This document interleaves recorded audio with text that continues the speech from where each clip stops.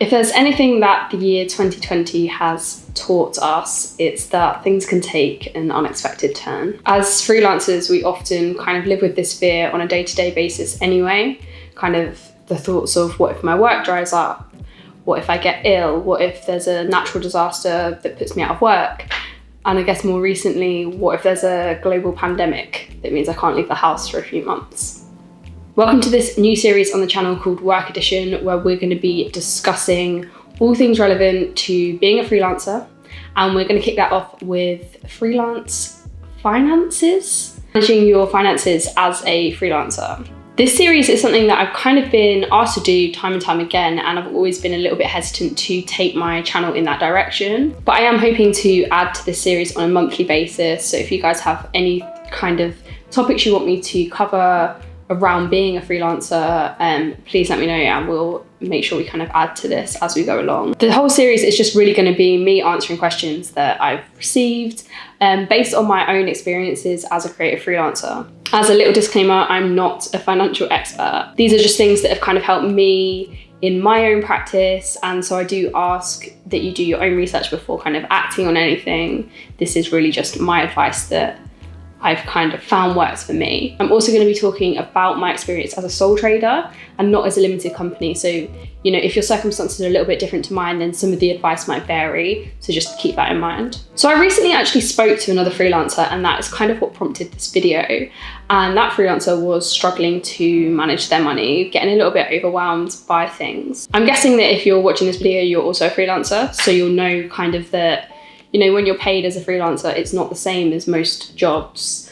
It comes in drips and drabs often, and, you know, it's never guaranteed either. That's a big thing. A lot of the time we spend chasing invoices or, you know, having late payments, but our personal and our business expenses don't stop just because we're not getting paid on time. I think these kind of things are things that freelancers have always and probably will always struggle with. And managing your money at the best of times is difficult. Personal finance is something that we're not taught in schools, something that we should be taught in schools, but that probably isn't spoken about enough.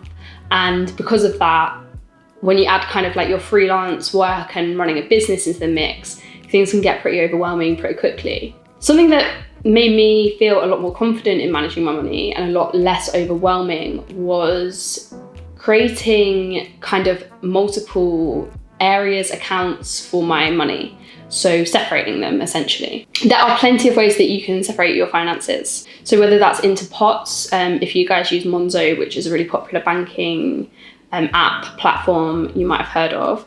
If you guys use Monzo, then you'll know that you can move your money into different pots, and that kind of concept is what we're really talking about here. So if you don't have Monzo and you don't have pots and you don't kind of, you know, use a similar platform, then you might just want to make different accounts.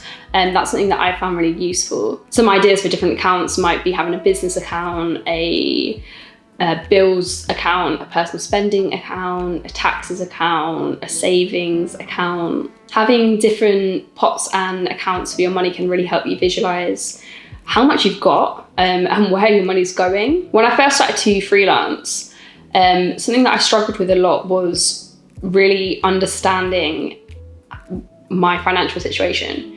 Because I was paid like in little bits throughout the month, I was kind of spending at the same rate that I was earning. So I wasn't really ever sure kind of how much money my business was making. It was kind of like a little bit difficult to get an understanding of my finances. And that kind of brings me on really nicely to the next kind of tip. So pay yourself a wage. So on a monthly basis, I pay myself a wage through kind of like a standing order, direct debit kind of thing. I send one payment into my bills account, which will cover my bills, my rent, all that kind of stuff. And then I send another payment into my personal spending account. By doing this, I'm kind of creating in my head a minimum amount that I have to earn per month. I know now that I need to earn X amount per month to kind of be okay, to have enough money for my food, my bills, my rent, and all that kind of stuff that you spend on an average kind of month. But it also helps me to be able to save my money because I'm not spending just because I'm earning, if that makes sense. So for example, my spending isn't relative to my income. If I earn more, I don't spend more, which means that that extra that I'm earning, that I can then save it. And again, that brings me nicely onto the next tip, and that is budgeting.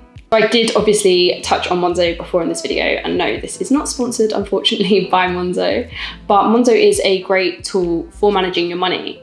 Within the app, you can set a monthly budget, and you can dissect that budget into different budgets, I guess. So you can make budgets for the different aspects of your spending, whether that is your food or your travel, for example. And Monzo also lets you kind of track how well you're doing with your budgeting. So if you're on track to stay within your budget, it will let you know. And if you're looking to go over budget, then it's also going to let you know that. But of course, if you don't want to use something like Monzo, you can kind of do it the old-fashioned way and keep a spreadsheet and track your outgoings and work out how you're staying within your budget that way. But obviously that does take a little bit more time, so it just kind of depends on how much time and effort and energy you really want to put into something like this. Another tip that I think is really important is paying attention to seasonal trends. So for example, when you look at your money over the tax year, you can probably notice specific trends throughout that year. For example, as a photographer, I know that I usually make the majority of my money in the summer months. This is because of the longer days, the better weather, wedding season, and all of those things mean that during those months, I usually take more money. And because I take more money in those months, it's important for me to kind of know that the winter isn't going to be the same. So then I can put money aside, maybe to get me through the winter, or just kind of reduce my spending so that I'm not, used to spending more in the summer and then it gets to winter and I can't kind of sustain that lifestyle. If you look at your finances kind of over the last tax year, let's say, or if you have more than one tax return available, then have a look, over a few tax years. And you'll probably, regardless of your profession, you'll be able to notice similar trends. You don't really need to do anything or act on anything when it comes to looking at trends, but kind of being aware of your own trends within your money is just a useful thing to do anyway. And like we were saying about saving money, this year probably more than ever has kind of taught us the importance of doing that. Regardless of whether or not you are a freelancer, saving your money kind of, you never know when you're going to need it. You never know what's going to happen in life to warrant needing that little bit of a safety net, I guess. And when you're a freelancer and you don't have that guaranteed income, that just makes having that safety net, that safety blanket, a little bit more important. So if you're someone that actually struggles to save, then a good idea would be looking at those save the change kind of things. So I know that a lot of bank accounts do this. Lloyd's definitely do.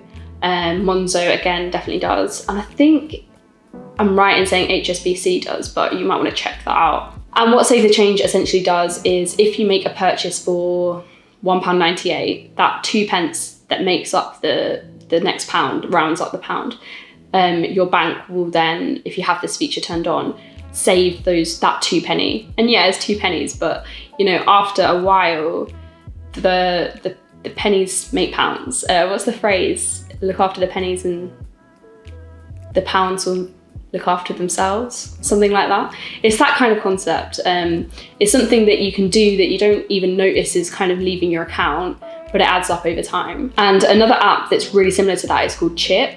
And Chip is great for freelancers because it works out how much you can afford to save. So it works out how much you can afford to save and it takes it out of your account automatically and puts it into another one. It's an open banking kind of app, but you can create an ISA within it.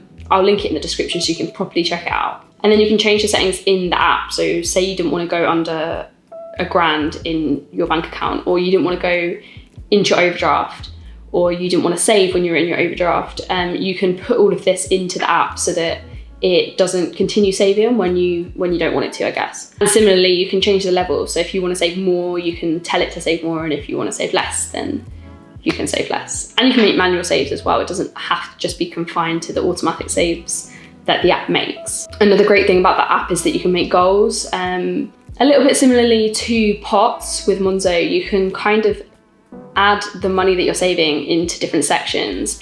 And Chip makes it really easy for you to see how soon you're going to meet that goal and if it's achievable. And then my final tip is to do with taxes.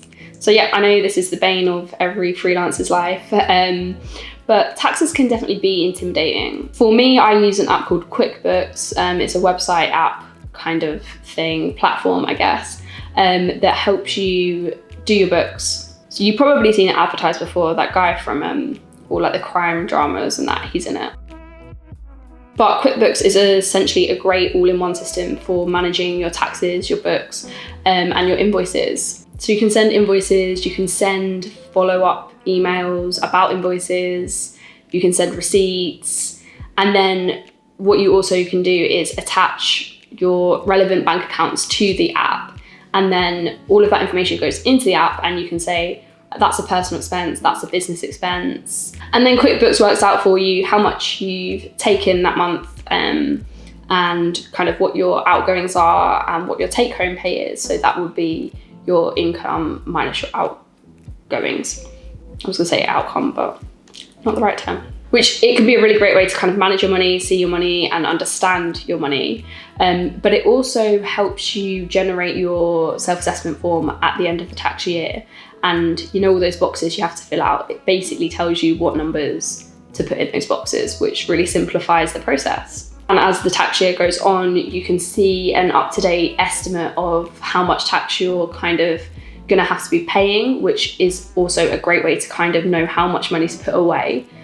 I know generally the rule is that you put 20% away of all of your earnings to pay for your tax, but I know some people can't do that and will need that money on their like day-to-day basis. So if that's you and you just kind of want like an understanding of how much tax you're gonna have to pay at the end of the year, then QuickBooks is really good for that as well. But yeah, these are just some of the tools and techniques that I have used personally to run my freelance life, I guess, and to manage my money. I will link all of the apps that I've mentioned in the description, but please feel free to drop me a comment, let me know if you have any tips or advice that you kind of want to share. I'm massively into personal finance, and this kind of video is something that I do want to introduce slowly onto this channel, because I think it's really important part of being a creative that, you know, people don't talk about often enough. I think being a freelancer, there's a lot of admin and, you know, finances and business kind of stuff that you probably wouldn't think of when you think of a photographer or a graphic designer or whatever profession you are. But if you did enjoy this video or find any value from it, which I hope you did, then please give it a thumbs up and remember to subscribe. Normal programming will resume. As I said, I'm only trying to make this series about once a month on the channel. In the meantime, as ever, you can find me over on Twitter, Instagram, all those places where I'm a little bit more frequent in my uploads. But thank you for watching, and I'll see you guys in the next one.